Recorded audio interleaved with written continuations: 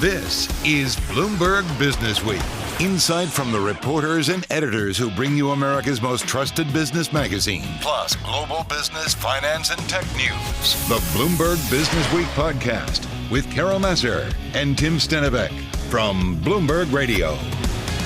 So another 24 hours, another batch of Chinese headlines, as you just heard in our chat. It's just simply the continued weakness and inability of China to kick up their once very reliable growth machine.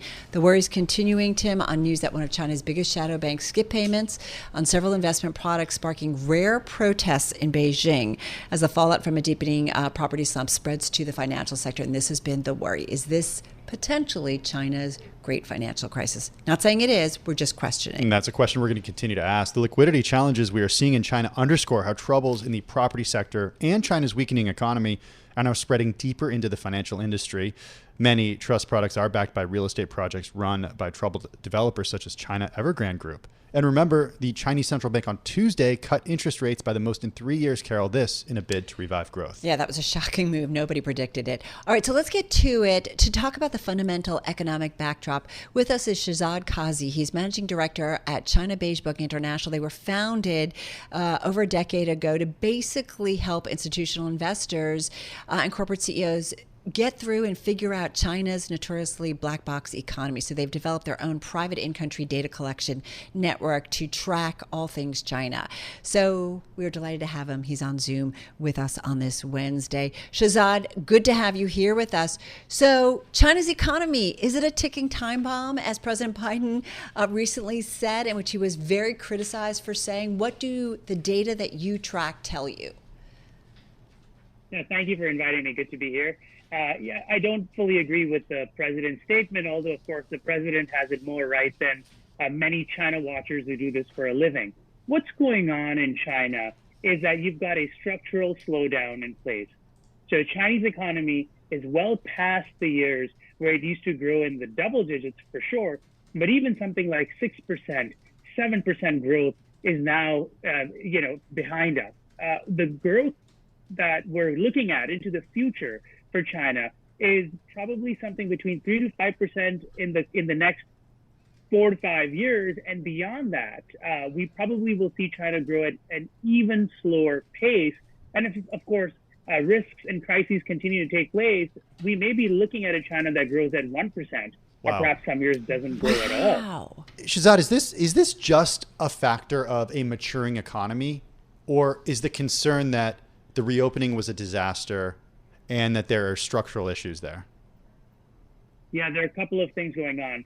The first one is that the old Chinese growth model, which everybody I think has been trained on, which is that you ramp up credit, you ramp up investment, and you juice that to get a high level of growth, that has really run out of road. Even if today Chinese policymakers were to continue doing big stimulus and big fiscal spending, they wouldn't be able to get those growth rates again anyway. So there's that structural component of it, inevitable slowdown, as I said, that's taking place. However, there has been a very important change that I think has gone largely underappreciated still by markets. That's that Chinese policymakers, I think President Xi on down, have decided that, look, we don't want that old growth model. We want something that's much more sustainable and much more healthy. And that means that we need to de-risk the system. We need to really work on deleveraging. We need to deflate the property bubble. And we need to transition the economy towards a consumer-driven economy rather than just this big industrial behemoth that China is. Will they ever get there is a separate question. Well, I was just going to say, Shehzad, are they right to pursue that, to have something more sustainable? Although 1% growth longer term to me sounds like a bit of a bummer for one of the world's largest economies. Yeah, I think there's, the smart thing to do, of course, was to start working on this economic transition probably even sooner than they did. It just happens to be that they started really working on it with the COVID crisis ongoing as it is. And so you're getting this bit of a double whammy right now, right? With the cyclical downturn, COVID-induced pressures, and of course the structural slowdown all happening more or less at the same time. The fact is the world would be much better off with a Chinese economy that was importing more than it does and exporting less than it does. That would have that would be far more beneficial for countries around the world. They should absolutely be working on it. I'm just not sure they put in all the right policies in place even right now, though, to be able to successfully accomplish that. Why would the overall world be better off with the Chinese economy that was importing more rather than exporting? Well, it's one of the world's biggest markets by population size alone. It's the thing that companies have been waiting on for decades now to be able to sell more and more into China. But the problem, by the way, is that they just don't have the income levels rising there. The private sector is not at a place where it can absorb a lot of the young graduates and create high-paying jobs. And so that transition is going to take a long time, beginning with support to the private sector, which is just not coming. Hey, Shehzad, I wanted to ask about politics and what you're hearing on the ground about the way that people view the Chinese Communist Party and how economic issues, economic challenges could lead to a challenge of their power. Yeah, I tend to be very, very bearish on the idea that the ongoing economic crisis, and really is a multi-year crisis at this point, is going to threaten the long-term control of either, President Xi or the Communist Party. I think there's been a lot of work done to consolidate power. There is nobody within the party today even who could challenge President Xi, let alone outside of the party, which is a very small probability of that. I don't foresee the current economic challenges that China is facing as threatening the party's control. It may sour people on the party. I think China, we may see more, unrest, may see more protests building up. But I just don't think we're in a place where the party loses its control or it's even remotely threatened. Shehzad, I have to go back to where you said the world would be better off with a Chinese economy that imports more. Increasingly, though, it does feel like President Xi, he is all about cultivating, developing the domestic economy. I understand the import of that. How does, though, companies have been clamoring for 30, 40 decades to get into China and tap that domestic market. And it increasingly looks like anybody who's not a Chinese-based company will not benefit as much unless you're Elon Musk, potentially. So I'm trying to understand how the world ultimately benefits if President Xi's goal is to produce domestically and then sell to its domestic, to sell to its people, especially if I feel like the tensions that continue increasingly cut China off from the world. You're absolutely right about the fact that the bulk of the American companies, the Western corporations that have made long-term China bets actually have eventually, especially in the automotive industry, even, and Elon's facing a lot of problems with having to do price cuts and so forth. Yes, they absolutely ultimately will lose market share to their domestic rivals, which the state backs. I think there are sectors where that is more true, and then there are probably sectors where that is less true. I don't see today the goal of the Communist Party to be this completely self-serving type of entity where they produce and sell to themselves and they have no foreign reliance whatsoever. That's not the model that we're looking at. So I think if China were to actually become a more prosperous country, bring down inequality levels, become a higher income country, they would be importing the kinds of services and not just actual goods, but other services that the developed world today does. If you look at the luxuries market, you could potentially see that getting bigger. Obviously, we know that there are all sorts of reliance on even basic things like foodstuffs that China remains very much dependent on. So I think it's not even just China importing, but what is China importing? It's not just commodities and oil and iron ore, but other higher end value things as well. Shehzad, got to be really fast. 15, 20 seconds. What would make you get really nervous that maybe China's having its own great financial crisis? Be very quick. If a range of these major developers are allowed to fail completely, I don't think it's going to happen. I don't think we get a Lehman moment or a great financial crisis in China. It's not a commercial financial sector the state will step in to provide support, even if it's in part. So great to check in with you. Shehzad Qazi, Managing Director at China Beige Book International, joining us on Zoom. Thank you so much. You're listening to the Bloomberg Businessweek podcast. Catch us live weekday afternoons from 3 to 6 Eastern. Listen on Bloomberg.com, the iHeartRadio app, and the Bloomberg Business app. Or watch us live on YouTube. Waiting to see what drops next when it comes to China. As you know, We have been talking about concerns over China's property market, those woes worsening, beginning to impact China's shadow banking. China, no doubt about it. Go to Bloomberg.com, dominating so many of our reporting today and among many of the most read stories on the Bloomberg. So let's get to it with our guest. And Tim, it's really someone we lean on big time when it comes to China. We've got back with us Dexter Roberts. He's director of China Affairs at the Mansfield Center at the University of Montana. He's also an award-winning journalist, former Bloomberg Businessweek China bureau chief. His book, The Myth of Chinese Capitalism, The Worker, the Factory, and the Future of the World, was chosen as one of The Economist's best book of the year for 2020. Very pleased to have him back with us, joining us from Missoula, Montana. Tiff, how are you? I'm doing well. Thanks for having me. Great to be back, Tim and Carol. Well, whenever we get you back, we know that it's because there's something big going on in China. And this has been happening for a while, and we wanted you to get back with us for a while. Just from, we spent some time with Shehzad Qazi earlier from China Beige book. Give us the 30,000 foot view here. As somebody who spent so much time in China, what your impression now as a former insider, now an outsider, what you're seeing happen and what you're hearing from your sources on the ground. Yeah, well, I think what China's really dealing with all this bad economic news we're hearing, is trying to work out some serious structural challenges. So this is not cyclical. And that, by the way, means that the latest surprise rate cut on Tuesday, I'm not confident is going to help much.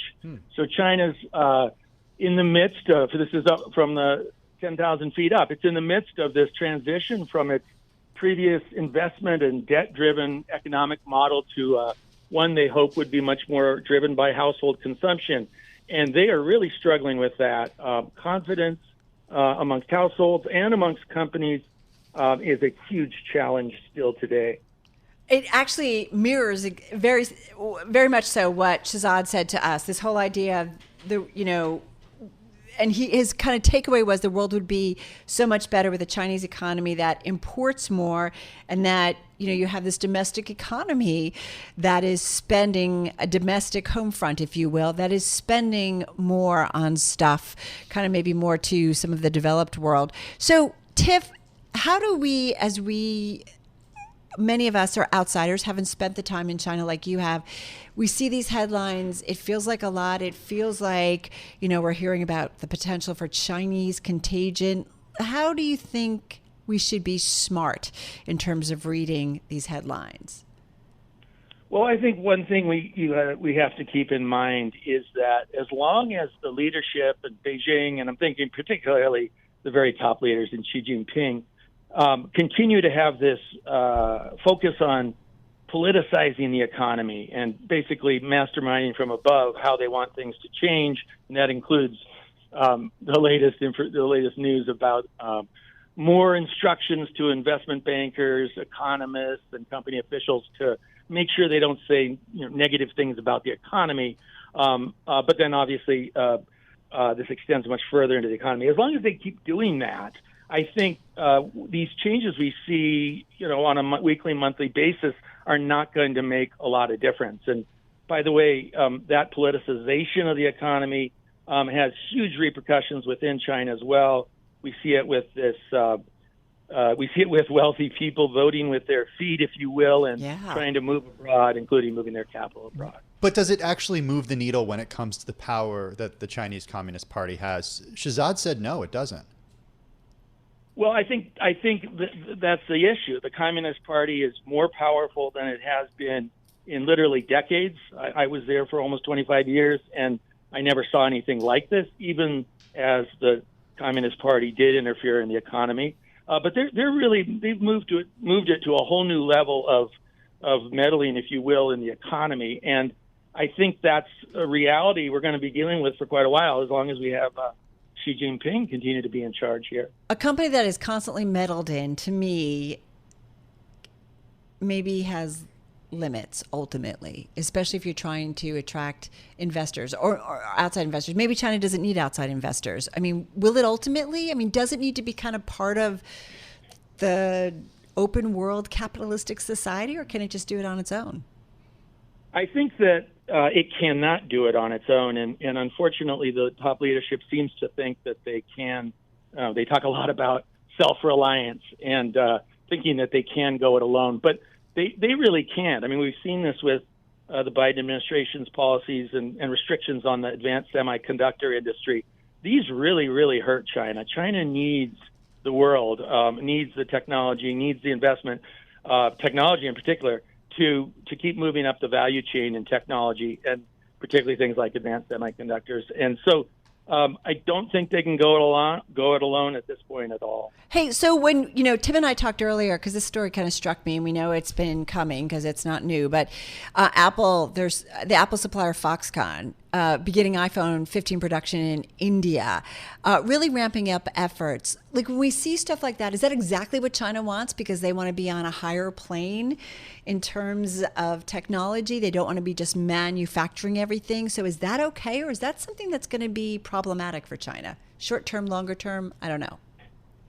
I think that China is very aware of the value of having global supply chains run through China, and as companies like Apple turn to other places like India and move more production there, that is a concern of Beijing.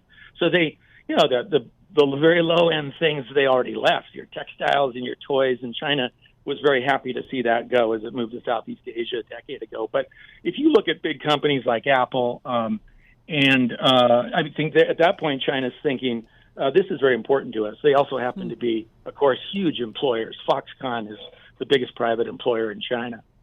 Yeah, it was interesting to see the iPhone 15 news. And we know that Foxconn has been building handsets and products in India for a few years now, but to see him take a flagship product like this, the iPhone 15, and start production on that in India is certainly a really big deal, Tiff. Okay, so let's talk about contagion here. To what extent should the world be concerned that stresses on the Chinese economy are going to spill out across its borders? I think we unfortunately do need to be very worried. China, for the first time other than 1 month at the beginning of the pandemic, it was the first time since the global financial crisis back in 2009 we see deflation both in consumer prices and factory gate prices last month. And China, I think, is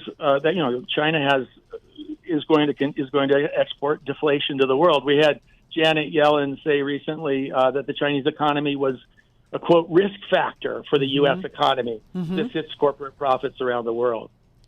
So last question, 40 seconds. You're writing a front page story today on China. What's the headline? The headline is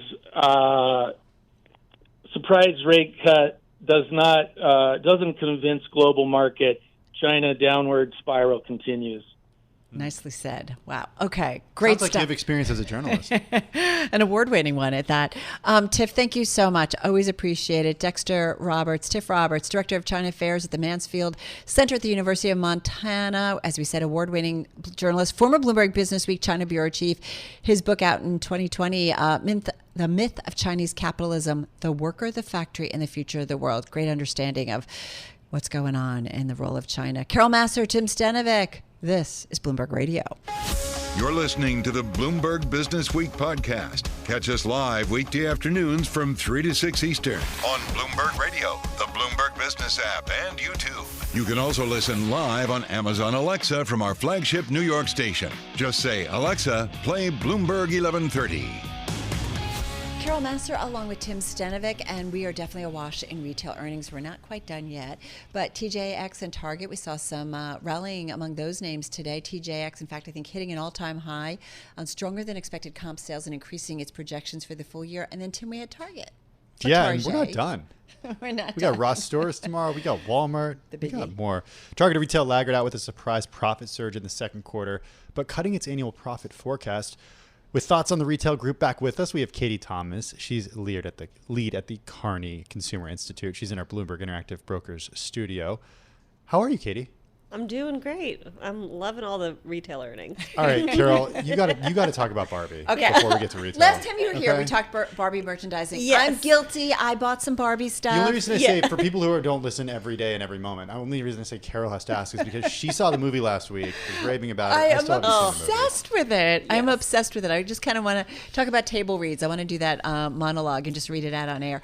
Can we just, any post on that in terms of Barbie and the impact it had on retail or how you're thinking? We even talked to Enon Kryes, the CEO of Mattel, about it. I mean, I think just in general, we're seeing women propping up the economy, right? Whether it's Barbie, Taylor Swift, Beyonce, you name it, we're doing the best this summer. But yes, I mean, in general, we're just seeing consistency. People are still out there seeing the movie, topped $1 billion worldwide, and all the brands are still riding that wave of the, even if it's as simple as just having a pink section of the store, there's just still a lot of enthusiasm. I saw one at Bloomingdale's just yesterday. So there's just a lot of enthusiasm for the movie and all it represents. All right, so let's talk about earnings so far. Yes. How's the retail sector? And I feel it's almost, I think I say this a million times, I think we do, it's like real estate. It's hard to lump it all in one group because not every retailer is the same. But give us an idea of what stands out for you when you look at the retail group and what you're seeing with consumers. Yeah, absolutely. I think the funniest thing to me is we keep talking about, consumers and how they're potentially trading down and their wallets are getting tighter. But there's a lot of numbers we're not necessarily totally seeing that come through. And I think yesterday's retail earnings were a great example of that. We saw a lot of strength, particularly with back to school spending. So that's just a time of the year where people love to spend. It's also a great time for deals. It's similar to the holidays in that way where people know they can get good deals. So even if it's not technically back to school, they can really take advantage, price shop, check out some different things that maybe they're needing to pick up for the house, an air fryer from Prime Day, whatever you may want. Did you buy on Prime Day? I did not buy on Prime Day this year, actually. Did you, Tim? No, but I buy on Amazon every single day. Like, it's really bad. They're doing just fine. Yeah, I know. it's Us really, too. really We bad. too. Yeah. Okay, so I want to talk to you about something that was in Target's report that really stuck out to me because Carol and I talk about this a lot. What happens when student loan payments resume? Target's CFO actually called this out today. This was really interesting. So the retailer CFO said the resumption of student loan repayments will cause additional pressure on already strained consumer budgets. What do you think? I mean, I do agree with that because simply put, we all have these sort of mental budgets. People are hit or miss in terms of actual budgets, but we all have sort of that sense of what you're spending.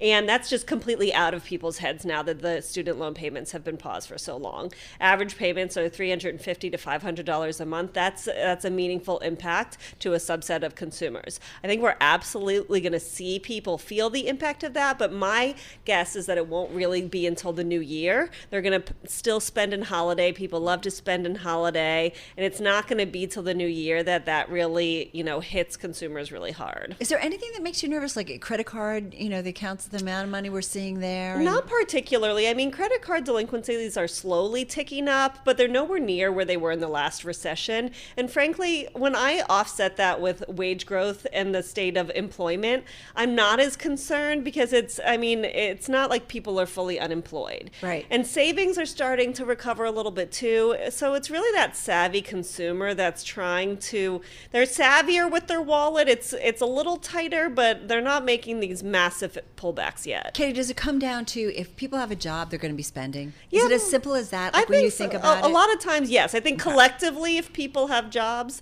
and we are still seeing a little bit of the lingering results of the pandemic. I mean, we talked about pent-up demand in 2021. I mean, we're still seeing that come through in travel and even in, the retail, like hard goods, soft goods sectors of people, their lives change. They still want to get out there and live. Yeah, the European travel story that we're seeing this summer is really remarkable. Are there any worries that you have right now? I don't, actually. I've been pretty bullish on the consumer for a while now. And I think I think we don't always give the consumer enough credit of just their ability to choose their own adventure. But I want to contextualize what you said and how important that is for our economy. I mean, the consumer powers this economy. So you being bullish on the consumer is you being bullish on the U.S. economy. Yes, that's how I feel. I mean, I think we've been waiting for this other shoe to drop. I think there's a risk of some slight slowdowns as people continue to hear about inflation. They're thinking about student loan payments coming back. They're thinking about these little trade-offs they may need to make in their life. But I don't think at any point we're going to see a massive pullback, nor do I see it hitting a specific sector. I think people are just making these decisions across the wallet as they need to. Is there a favorite spot when you look at retail? Ooh, that's a good question. I still like, one of the areas I really like is actually like athleisure and how that sector continues to evolve. I think it's a good example. Like your Lulus like a Lulu, yeah. But I think it's a good example of a sector that made us all realize we actually like to be a little bit more genuinely comfortable. So you look at joggers. I have a dress on with yoga shorts on today. Exactly. I mean, even totally in back to be school. I do. Some of the back to school we were looking at, you saw a lot of searches for joggers and things like that. It's like, it's not just jeans anymore. We all want to be a little more comfortable. And I think that's a fun sector that still has upside, actually. Flip side, where don't you want to be? Oh, I don't want to be. I'm still amazed at the amount of retailers that used to be outside Bloomberg store, from the Container Store to the Gap to Banana Republic to Victoria's Secret. They were all gone by the time I got here. Which is amazing. H&M. That's where I don't want to be in the mushy middle. So we What's see the mushy middle? So we see retailers do well that are on either end of the spectrum. So we've got your stores with a good value prop, good price perception. Consumers want to go there, get the best bang for their buck, and then they're still splurging, but they want it to be good quality. There's a lot of retailers in that mid sector, sort of traditional mall retailers, that have kind of lost their way. They've lost their differentiation and their sense of self, who they are to the consumers. Then they've been scooped by other brands. And so that's an area where I think, we've yet to hit bottom in terms of retailers seeing some struggles. Can we ask about, we got about 15 seconds, Walmart? What should we be watching out for? I think I would always just keep an eye on their mix. So they benefit from grocery.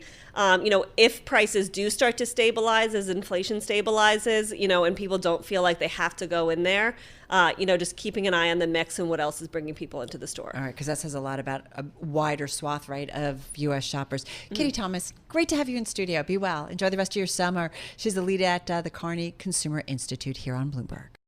I'm driving in my car. I turn on the radio. How about you let me drive? Oh, no. Who's gonna drive you home? Honey, please, I'll do the driving. Drive on. Excuse me, I want to drive. It's the question that drives us. This is the Drive to the Close That funky music will drive us till the dawn. on Bloomberg Radio. All right, everybody, got just under 18 minutes left in today's trading session. We've got equities, as you just heard from Charlie, hovering near their lows of this session, down just shy of 1% on the NASDAQ, as you just heard, and then watching what's going on with treasuries, which have moved up over the day. And you've got that 10-year right now at 426, 2-year note with a yield of 497, so just below 5%.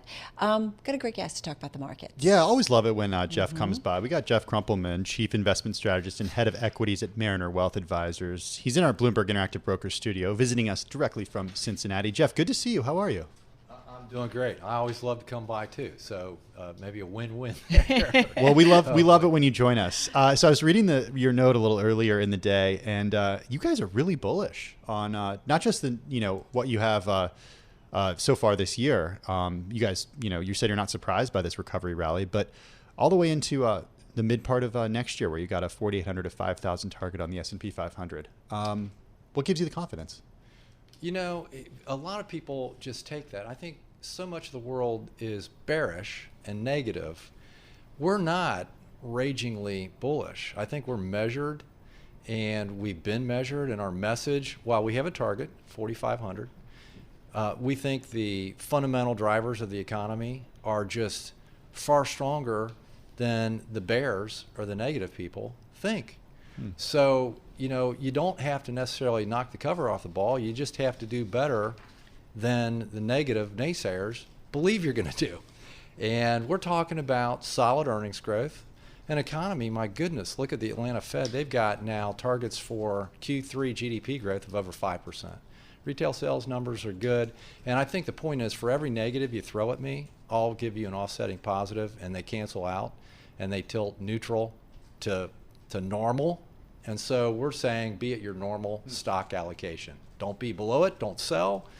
Don't be ragingly bullish. But, we do look for decent, almost normal returns over the next 12 months when the rest of the world's saying, at one time, 3,100 on the S&P. So you're not a little that's where nervous we're at. that everybody all of a sudden is like, no recession? And I would argue that I feel like there's been a lot of bulls coming out. It's interesting. I feel like a lot of the stories from strategists on Wall Street, Jeff, are about, raising their targets. And then I do feel like we do have investment managers come in, and then they're more like, yeah, we could take a little money off the table here. I am nervous. It's just interesting, the difference. I am nervous. I'm able to be nervous from a position of strength because we've been telling people to, be measured, hang in there. It's not so bad. I've been surprised. We said 4,500 at the end of the year. We're at 4,500. So we're at 4,400. Well, we're 4,400 right now, but we were at 45. Come on. I know. We're in the range. But I would say at this point, you need to start asking yourself what could go wrong. And it's been the Fed, it's been inflation, and I'm sure everyone is just so sick and tired of hearing about that same wall of worry. Now, it could be a number of things. China is in the news. Rates ticking up over 4% on the 10-year Treasury. People are going to start saying, well, hey, are we going to reinvert on the yield curve, not for good reasons, but because the 10-year is going to be at 5% as we bond vigilantes worry about fiscal debt. So there's plenty to worry about.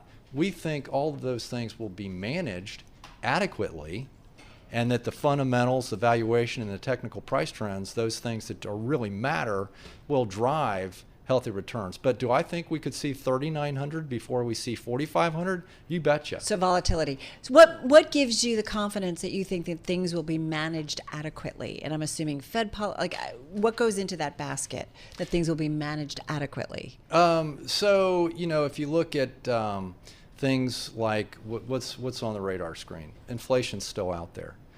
You've got rents finally going negative on a year-over-year basis or a month-over-month basis. That's 30% of CPI. PPI is going at about 1.5% right now, core CPI. That is a leading indicator of CPI. So that's moving in the right direction. That will give the Fed the ability, maybe not to immediately halt, but boy, they're in the ninth inning right now. So that's a positive. Even with a strong labor market? And rising wages, I feel like day after day we talk about unions and new union contracts and people getting paid more. For every positive, for every negative, I'll give you a positive. Productivity growth in the second quarter was over 3%. Unit labor costs are at multi-year lows. So all of that you say, touche. I'll come back with one that will say, it's mixed. Why are you worried? I think that you have to say... Because as soon as we stop being worried is when I get nervous. Don't get complacent. So here's the point. If you were a nervous Nelly, but you didn't sell before, we told you to go to neutral, and your allocation was normal, and this rally has taken you to above normal, cut back to normal. You don't need to, just slash your holdings, but, don't, as some people say, pigs get slaughtered. So don't let that happen. Okay, so what about the Fed's goal of bringing inflation to 2%? This so-called last mile, getting from 3 to 2. How long does that take, and when do you think the Fed would cut rates? I don't think the Fed feels like, in all honesty, that inflation has to go to 2%. I think that we're moving in that direction, but I think the average inflation rate's 3.7%. If you get somewhere in that 2.5% to 3% range, I think the world just calms down. And I think Jerome Powell, personalities matter, and I think at the end of the day, he's a full employment, equal income kind of guy. He doesn't want to be Arthur Burns, so he's really leaning this other way right now. But eventually, when we see that inflation truly is, rents are coming down, PPI is coming down. The news out of China, everyone has a negative spin on China. The good news about that? Import prices are collapsing. That means inflation is going to be lower in the U.S. and actually U.S. demand for goods is rising. Services have been on fire.